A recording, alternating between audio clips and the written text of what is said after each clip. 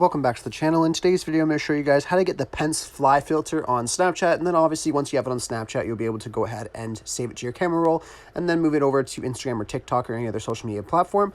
Anyhow, it's very, very easy to get this Snapchat filter. All you have to do is go to the description or in the comment section. I'll have a link over to this right here where you will just click on open Snapchat and it will add our filter for us here. So just want to click on open Snapchat and then open.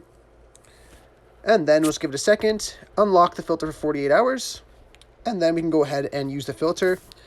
And as you see here, it adds in the fly at the very top of the hair here. So all I have to do here is you can either record your video or take the photo, and then you're all good to go.